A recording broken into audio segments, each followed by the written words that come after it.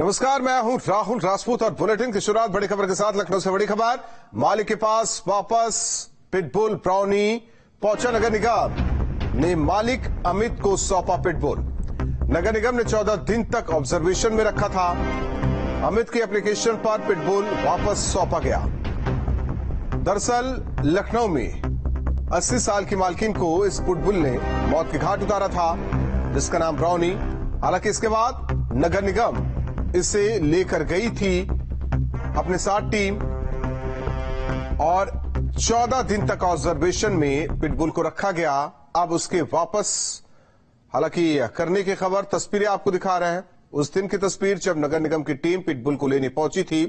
खुद पिटबुल के मालिक अमित त्रिपाठी अपनी गोद में इस पिटबुल को उठाते हैं, नगर निगम की गाड़ी में डालते हैं। ये 17 जुलाई की तस्वीर है और आज की तस्वीर देखिए। हालांकि लगातार अमित त्रिपाठी एप्लीकेशन नगर निगम की टीम को लिखता रहा।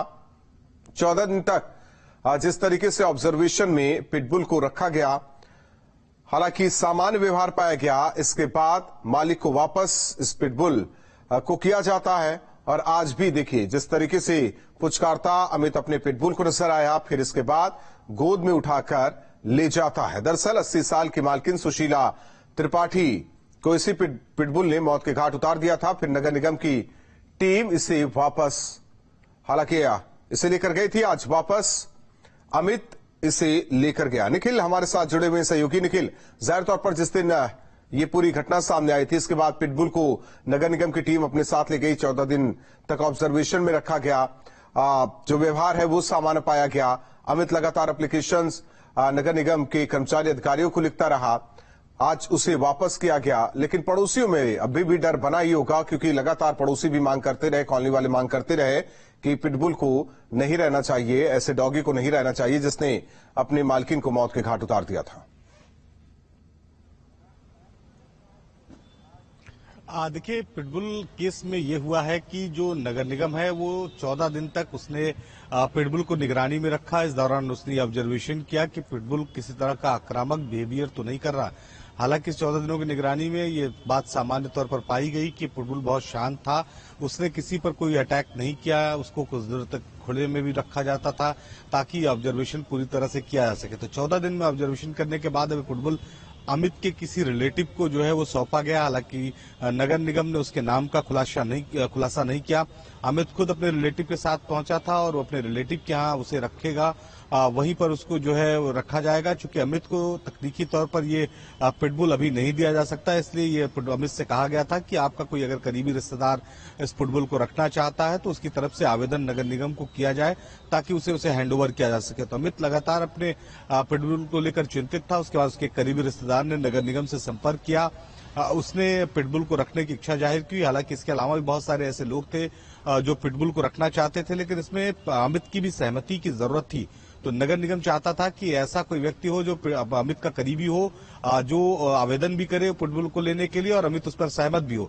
तो उसके करीबी को ये पिटबुल दिया गया है। चूंकि पिटबुल जो है वो अभी उसके रिलेटिव के लिए नया है, लिहाजा अमित उसे लेने आया था अपने रिश्तेदार के साथ और उसके बाद पिटबुल को नगर निगम से लेकर रवाना हुआ। तो ये जिस तरह से घटना हुई थी, इसके बाद ये चर्चा में आया था कि पिटबुल का बिहेवियर जांचने और परखने की जरूरत है। डॉक्टरों की टीम ने उसकी बिहेवियर को जांचा परखा और अब उसके अमित के किसी करीबी रिश्तेदार को ये पिटबुल दे दिया गया। अमित को भी ये पिटबुल दिया जा सकता था, लेकिन आसपास के लोग इस बात की शिकायत कर रहे थे कि वो काफी आक्रामक है और उसने घटना को अंजाम दिया है। निखिल, धन्यवाद इस जानकारी के लिए। हालांकि आपको बता दें कि अमित को पिटबुल नहीं सौंपा गया है, अनिल के रिश्तेदार को ये पिटबुल सौंपा गया है, जिसमें अमित की भी सहमति है। बड़ी खबर बता दें आगरा से, अवैध निर्माण पर चला बुलडोजर। एडीए ने अवैध कॉलोनी पर कार्रवाई की है। बिना नक्शा पास कराए हो रहा था निर्माण। ताजगंज थाना क्षेत्र के चमरौली का मामला। अवैध निर्माण पर चला बुलडोजर। आगरा से बड़ी खबर, ये तस्वीरें भी आपको दिखा रहे हैं जिस तरीके से अवैध निर्माण पर बुलडोजर वाली कार्रवाई हुई है। आगरा से बड़ी खबर, साथ ही साथ तस्वीर आपको दिखा रहे हैं। एडीए ने अवैध कॉलोनी पर कार्रवाई की। हालांकि लगातार अवैध कॉलोनी पर कार्रवाई की जा रही है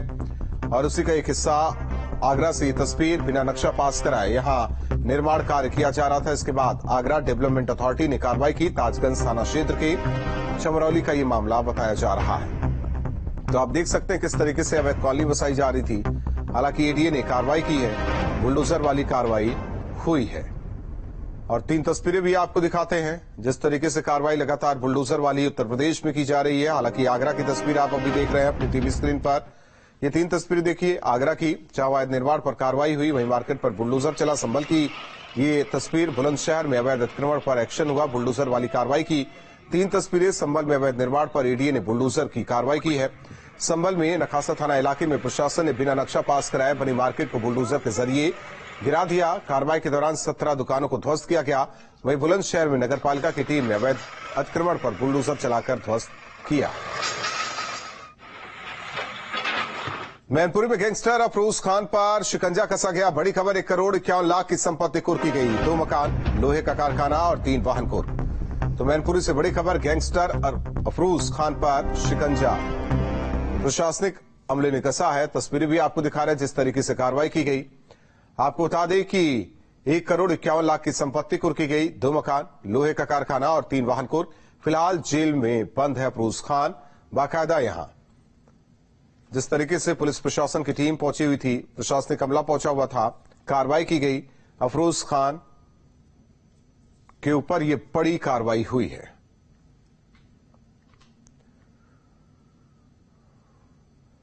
कभी अखिलेश यादव के गठबंधन के साथी रहे ओम प्रकाश राजभर पर अखिलेश ने बड़ा आरोप लगाया है। वाराणसी पहुंचे अखिलेश यादव ने इशारों में ओपी राजभर पर टिकट बेचने का आरोप लगाया। अखिलेश के इन आरोपों का जवाब अरुण राजभर ने दिया है। रिपोर्ट देखिए। अखिलेश और ओपी राजभर के गठबंधन में दरार के बाद अब दोनों की राहें जुदा हो गई हैं। राजभर जहां गठबंधन के लिए नए साथी की तलाश में जुटे हैं, वहीं अखिलेश यादव ने अब ओपी राजभर पर बड़े आरोप लगाए। वाराणसी पहुंचे अखिलेश यादव ने इशारों में ओपी राजभर पर टिकट बेचने का आरोप लगा दिया। अखिलेश के इन आरोपों का जवाब देने के लिए अरुण राजभर सामने आए, पलटवार किया। कभी समाजवादी गठबंधन पे आरोप नहीं लगता था कि पैसा लेकर के टिकट दी जाती है, लेकिन जिस तरीके से ओम प्रकाश राजभर जी के साथ जब गठबंधन किया, आरोप लगा समाजवादी और गठबंधन पे कि यहाँ पर पैसे लेकर के टिकट दी जाती है। उन्हें अगर बीजेपी के साथ जाना है, बीजेपी के साथ तालमेल है और बीजेपी का काम है divide and rule. Divide and rule केवल ये नहीं है कि जातियों में बांटना, धर्म में बांटना। मैंने सदन में भी कहा था कि डिवाइड एंड रूल का मतलब ये भी है कि विपक्ष को बांट के रखें। और पहले चरण से लेकर 5वें चरण तक लूट नहीं हुई होती, पैसे के नाम पर टिकट नहीं दिए गए होते, तो आज माननीय अखिलेश यादव मुख्यमंत्री रहते। यह बात तो मैं खुल के कह रहा हूं और माननीय ओम प्रकाश राजभर जी ये बात पहले से कहते आए कि हम समाज के उन वर्गों को न्याय दिलाने आए थे जिन वर्गों की बात माननीय अखिलेश यादव जी ने हमसे की। समाजवादी पार्टी और एसबीएसपी के बीच तलखियां बढ़ चुकी है। दरअसल राष्ट्रपति चुनाव में जिस तरह से राजभर ने एनडीए के उम्मीदवार द्रौपदी मुर्मू को वोट दिया, उससे दरार और बढ़ती गई। ओपी राजभर की बीजेपी से बढ़ती नजदीकी को लेकर अखिलेश यादव ने चुटकी लेते हुए कहा कि राजभर को झाड़ फूक की जरूरत है, उन पर किसी और दल की आत्मा आ गई है। कि उनके अंदर आत्मा किसी और दल की आ गई है और गांव देहात में झाड़ फूक होती है ना, उन्हें झड़वाना फुकवाना पड़ेगा और तभी ठीक होंगे, उससे पहले ठीक नहीं होने वाले। बहुत विद्वान आदमी है और बहुत पढ़े लिखे हैं, पता नहीं लंदन से पढ़ के आए थे कि पिछवाड़े पढ़ के आए थे। ये विज्ञान और प्रौद्योगिकी का दौर चल रहा है और इस दौर में झाड़ फूक की बात हो रही है। वाह, यह देश जहां विज्ञान रिसर्च करने की बात होती है और वहां झाड़ फूक, मुझे ऐसा लगता है कि जहां वो रहते हैं वहां कोई परेत पहुंच गया है। अब इनको ओझा बुला करके ये तो अखिलेश ने जिस तरह से ओपी राजभर पर टिकट बेचने का आरोप लगाए, वो सवाल खड़े कर रहे हैं। हालांकि सवाल इस बात का भी है कि अखिलेश ने गठबंधन के बाद ओपी राजभर को गाड़ी क्यों दी थी, क्या ये भी वोट के लिए किया गया था। वैसे राजभर और अखिलेश के बीच की तलखी लोकसभा उपचुनाव में हार के बाद ज्यादा बढ़ी। राजभर को नाराजगी इस बात की भी थी कि अखिलेश ने 8 सीट वाली आरएलडी को राज्यसभा सीट दे दी, जबकि 6 सीट वाली सुभासपा को विधान परिषद तक के लिए नहीं पूछा। फिलहाल दोनों के बीच की तलखी अब जुबानी जंग और आरोप प्रत्यारोप में बदल चुकी है। केवल सुभासपा ही नहीं, अखिलेश की तलखी शिवपाल के लिए भी बढ़ी। इसे आप उनके बयान से समझ सकते हैं। उन्हें ये लगता है कि मैं सम्मान नहीं दे पा रहा हूं, तो मैं उन्हें स्वतंत्र करता हूं और उनको खुली छूट है कि जिस दल के साथ जाना चाहें, जैसा गठबंधन करना चाहे। और सबसे खुशी बात ये होगी कि वो अपना दल दोबारा बनाएं। उनका एक दल है, जो पिछड़े हैं, दलित हैं या अल्पसंख्यक हैं, जो आवाज वो उठाना चाहते हैं लोहिया जी की, जयप्रकाश जी की, उस सिद्धांत को अपने दल में शामिल करें, ऐसे लोगों को और आगे बढ़ाएं। 2024 में होने वाले चुनाव से पहले अखिलेश के गठबंधन के साथियों का यूं दूर होना बीजेपी को फायदा पहुंचा सकता है। हालांकि बीजेपी अभी सिर्फ इस खेल का बाहर से मजा ले रही है। Team news state. तो गठबंधन को लेकर अखिलेश यादव का बड़ा बयान। उन्होंने कहा कि गठबंधन में वही लोग साथ हैं जिनके साथ हमें आगे चुनाव में जाना है। जिन लोगों को सुविधा कम लगती है वो गठबंधन छोड़ सकते हैं। हम अकेले लड़ रहे हैं और जो हमारे साथ हैं अभी जो गठबंधन में दल हमारे साथ है उनके साथ आगे बढ़े। मुरादाबाद में एसपी के कद्दावर नेता आजम खान ने अपने बेटे अब्दुल्ला आजम के साथ एमपी एमएलए कोर्ट पहुंचे, जहां आजम खान का दर छलका। आजम ने कहा कि उन्हें बंदर बनाकर छोड़ दिया गया। मैं कभी इस कोर्ट तो कभी उस कोर्ट भटक रहा हूं। राजभर पर उन्होंने तंज भी कसा। सर लगातार ये कह रहे हैं कि ईडी के ऊपर जो है वो विपक्ष मजबूत ना हो इसलिए छापेमारी चल रही है। आप भी विपक्ष में ही हैं, आप कैसे देखते हैं इस चीज को? मैंने कहा ना अंधे हैं, हम देखते ही कहाँ हैं। अब आप हमारी बात क्यों नहीं समझते अंधों की? हाँ सूरदास नहीं है, हालात के अंधे हैं। हम भी तो ईडी भुगत रहे हैं। तो क्या आपको भी ये लगता है कि भाजपा करवा रही है ये सब? मुझे क्यों लगता? मुझे क्यों लगता? विपक्ष इस बात को कह रहा था और आप कह रहे हैं कि हम इस चीज को देखते ही नहीं। तो अंधा हूँ, सीनियर लीडर है ना सर, इसलिए आपसे हम ये बात करने की कोशिश कर रहे हैं। लीडर का हूँ। लीडर किस दिन हुआ मैं? सर राष्ट्रपति के चुनाव में कुछ क्रॉस वोटिंग की गई है सपा के विधायकों द्वारा। आपको किसने बताया ये बताया? सर जिसने आपको बताया उससे पहले पार्टी से निकलवाऊंगा। सर क्या ओम प्रकाश राजभर से बात करना पसंद करेंगे आप एक बार रोकने के लिए? भाई मेरे 3 तलाक वाली बात आ गई थी उनके ऊपर। भैया देखो वो बड़े नेता हैं और वो मुख्यमंत्री भी बना रहे थे, सरकार भी बना रहे थे। समाजवादी पार्टी ने सब ठेके ले रखे हैं। श्रीलंका में है समाजवादी पार्टी। वोट तो सबसे ज्यादा समाजवादी पार्टी को मिला विपक्ष के तौर पर। यार सरकार तो नहीं बनी दोस्त है? जो जीता वो सिकंदर, तो सिकंदर तो हम हुए नहीं, बंदर हो गए। देखो कभी रामपुर कोर्ट में, कभी मुरादाबाद में, कभी बंबई में, कभी लखनऊ में, कभी फिरोजाबाद में, मदारी के बंदर हो गए हम। रहा है कि ओम प्रकाश राजभर जो है वो सपा को खत्म करने के लिए भाजपा के इशारे पर आए थे और अब वो वहीं पे जाने की तैयारी कर रहे हैं। अब सपा यार इतनी कमजोर भी नहीं है, इतनी कमजोर भी नहीं। यहाँ से जो गया वो गया। किसी भी राजनीतिक दल से, ऐसे राजनीतिक दल से जो खुद अपने में एक पहचान हो। आने वाले कुछ दिनों में यूपी बीजेपी को नया प्रदेश अध्यक्ष मिल सकता है। स्वतंत्र देव सिंह के इस्तीफे के बाद पार्टी में कई नामों पर मंथन जारी है। इन नामों में राज्य सरकार के मंत्रियों के अलावा कई सांसद और पार्टी के दिग्गज नेता शामिल हैं।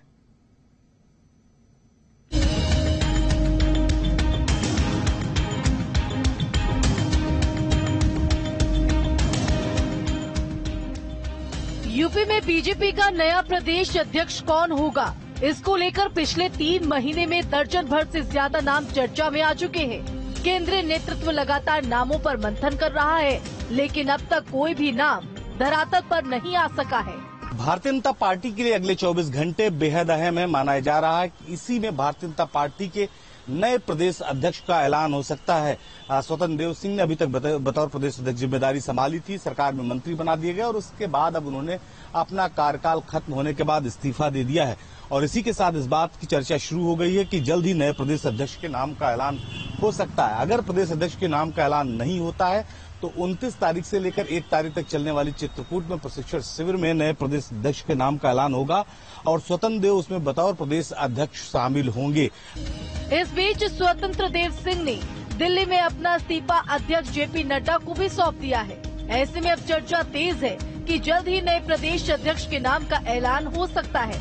वैसे प्रदेश अध्यक्ष की रेस में केंद्र और राज्य सरकार के मंत्रियों के अलावा कई सांसद और पार्टी के दिग्गज नेता शामिल हैं, जिनके नाम रेस में सबसे आगे हैं। उनमें सुब्रत पाठक, दिनेश शर्मा, श्रीकांत शर्मा, संजीव बालियान, रामशंकर कठेरिया, बीएल वर्मा, भूपेंद्र चौधरी का नाम सामने आ रहा है।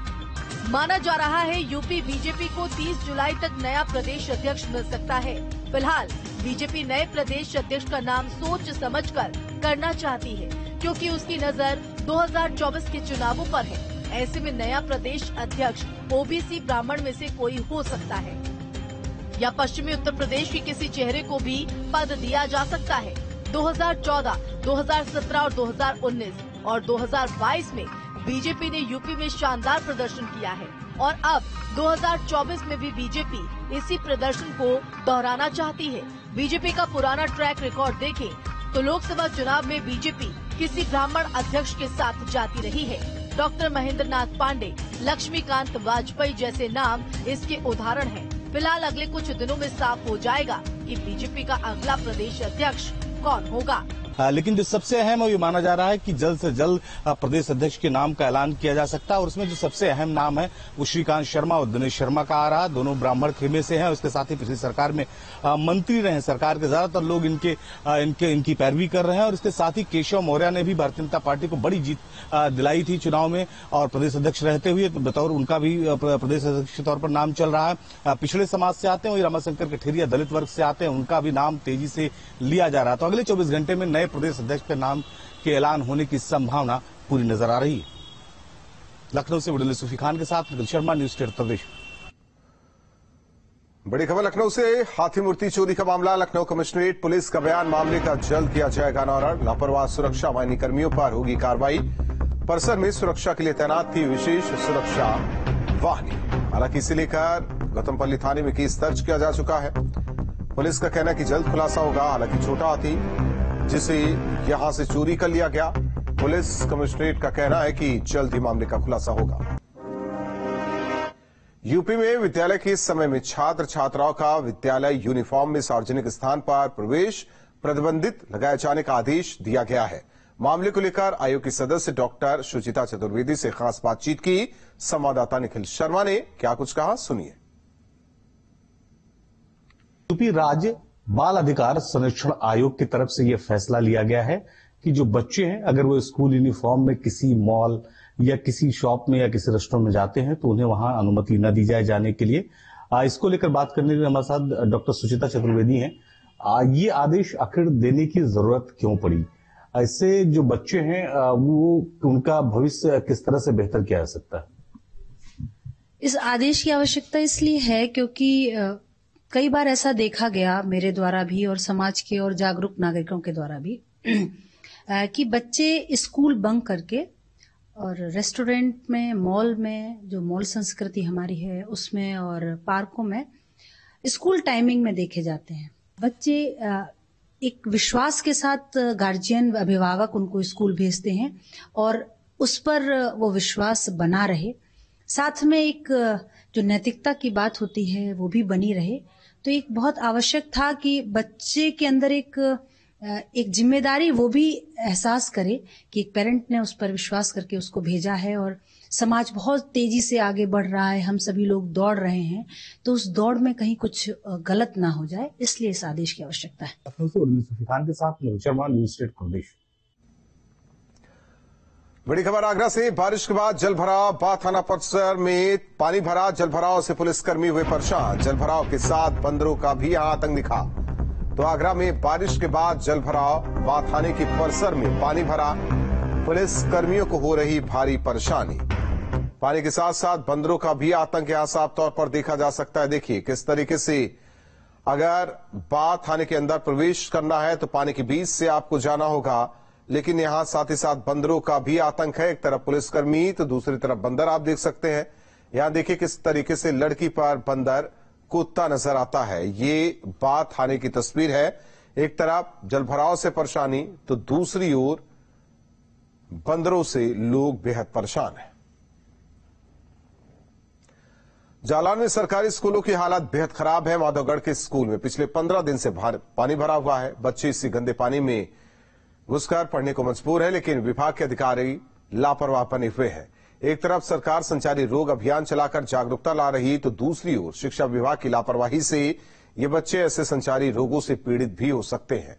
तो तस्वीर देखिए प्राथमिक विद्यालय के सामने किस तरीके से पानी भरा है और बच्चे इसी पानी को क्रॉस कर अंदर तक जाते हैं और इसके बाद पढ़ाई करते हैं।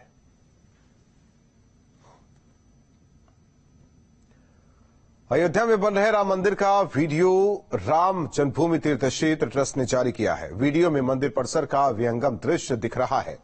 ट्रस्ट का कहना है कि कार्य समय से पूरा होगा। ट्रस्ट के द्वारा जारी किए गए नए वीडियो में मंदिर निर्माण के बनाए जा रहे चबूतरे का कार्य अंतिम चरण में चल रहा है।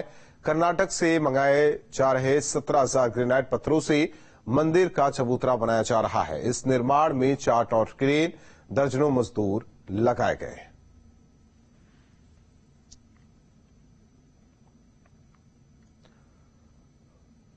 और रुकते हैं कुछ पलों के लिए, खबरें जारी।